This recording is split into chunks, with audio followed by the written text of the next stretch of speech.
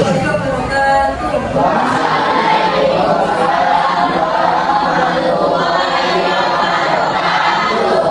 sebelum kita mulai pembelajaran ini, marilah kita berdoa bersama. Silakan kedua kelas untuk memimpin doa bersama. Sebelum kita mulai pembelajaran hari ini, marilah kita berdoa bersama-sama.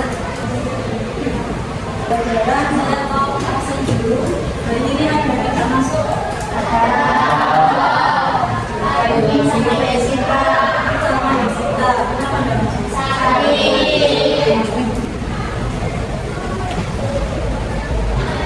sini saya punya 3 benda, ya, ada air, sama bola. Dari ketiga benda ini, apakah termasuk zat tunggal atau campuran? Zat tunggal. Zat tunggal. Nah, kenapa kok termasuk zat tunggal? Ya, karena termasuk satu jenis komponen. Terus, apakah ketiga benda ini itu termasuk unsur atau senyawa?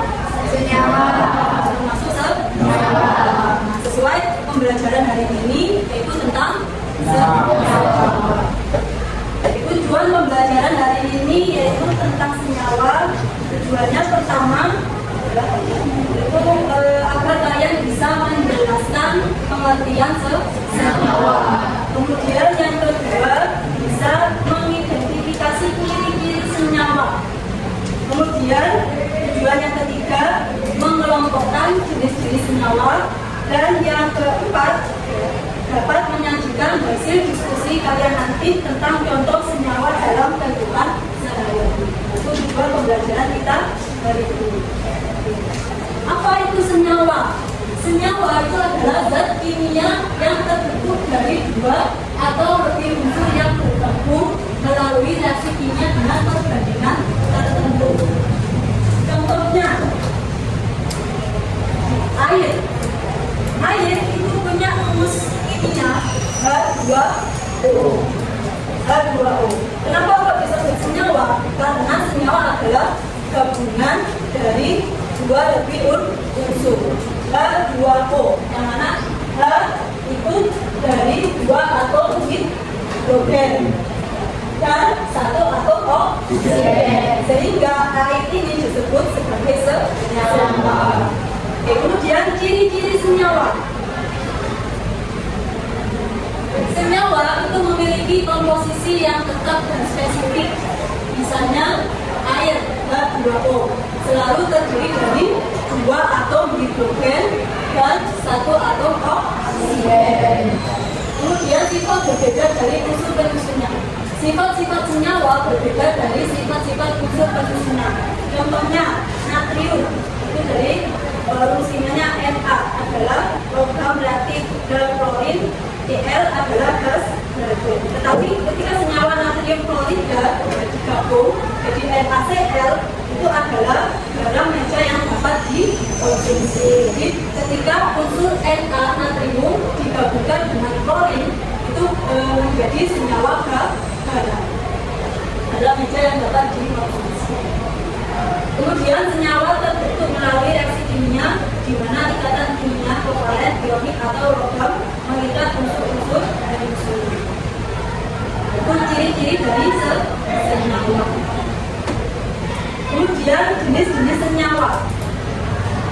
Apa saja jenis-jenis senyawa? Oke. Ada 2 jenis senyawa, yaitu senyawa organik dan anorganik. Senyawa organik itu apa? Senyawa yang mengandung unsur karbon, C, huruf C besar, kecuali karbon dioksida, karbida dan karbon. Jadi senyawa organik itu senyawa yang mengandung unsur karbon, ada C-nya, kecuali kalau karbon dioksida. Terus senyawa anorganik, senyawa yang tidak mengandung unsur karbon dan umumnya sebagai unsur material atau benda tidak hidup. Misalkan contoh senyawa organik gula. Gula ini punya rumus kimia setelah C6H12O6. Kalau diuraikan terdiri dari unsur C. Itu apa? Karbon.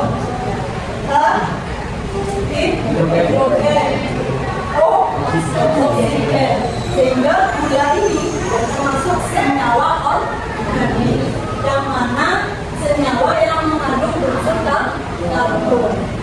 Jadi C6H12O6. Jadi di sini ada gabungan dari karbon, hidrogen, dan oksigen. 6 atom karbon, 12 atom hidrogen, dan 6 atom oksigen. Contoh senyawa anorganik dalam dapur. Di dalam dapur itu rumus kimianya NaCl. Na itu dari unsur natrium, Cl dari unsur klorida. Sehingga digabungkan NaCl itu berupa senyawa garam. Garam ini termasuk senyawa anorganik. Kenapa? Karena tidak mengandung unsur karbon. Di NaCl kan ada karbonnya, jadi dia termasuk senyawa anorganik. Nah, itu perbedaan antara senyawa organik sama anorganik. Kalau organik tadi apa? Memiliki mengandung unsur karbon. Kalau anorganik tidak mengandung unsur karbon. Oke, ada pertanyaan? Kenapa karbon dioksida termasuk senyawa anorganik bukan organik padahal mengandung unsur karbon yang biasanya ditemukan pada senyawa organik? Ini pertanyaannya bagus sekali. Oke. Ya, kenapa karbon dioksida itu kan aslinya anorganik? Kenapa kok tidak termasuk organik? Padahal karbon dioksida itu ada unsur C-nya, karbonnya. Kenapa kok tidak termasuk organik? Karena karbon dioksida rumus kimianya apa? CO2. CO2. Karena tidak memiliki ikatan antara karbon dengan hidrogen yang merupakan ciri utama senyawa organik. Sedangkan CO2 kan terdiri dari C itu apa? Karbon, dan O2. O2 itu apa? Sehingga tidak memenuhi syarat sebagai senyawa organik. Kecuali kalau karbon berikatan dengan hidrogen, maka dia senyawa organik. Karbon dioksida CO2, karbon berikatan dengan oksigen sehingga tidak termasuk organik tetapi anorganik. Kenapa karbon dioksida termasuk senyawa anorganik? Sekarang sudah dibentuk kelompok menjadi 5. Di sini saya punya kartu. Sudah 12 kartu. Nah, ini masih acak. Silakan kalian nanti kelompokkan mana yang termasuk senyawa organik, senyawa anorganik, dan ada beberapa unsur. Jadi silakan kalian tempel di kertas rekapitulasi ini. Ini sudah ada kategorinya. Senyawa organik nanti kalian tempel. Mana yang termasuk senyawa organik? Senyawa anorganik, dan ini ada. Saatnya jam pelajaran ke-10 dimulai. It's time to begin the 10th lesson. Kalau sudah, nanti silakan kalian mengisi pertanyaan di bawah ini. Kalau sudah selesai semuanya, di presentasikan.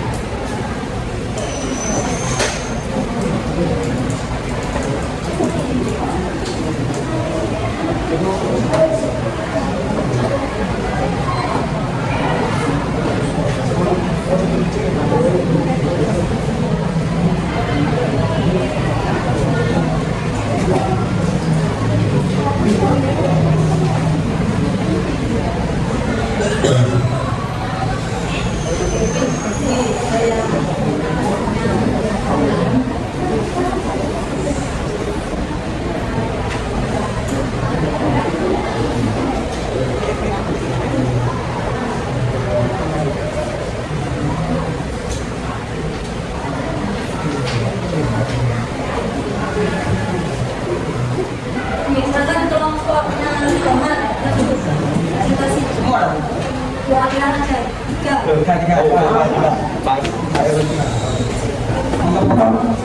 Kelompok yang lain menanggapi apakah sudah benar atau salah hasil ini pekerjaannya kelompok.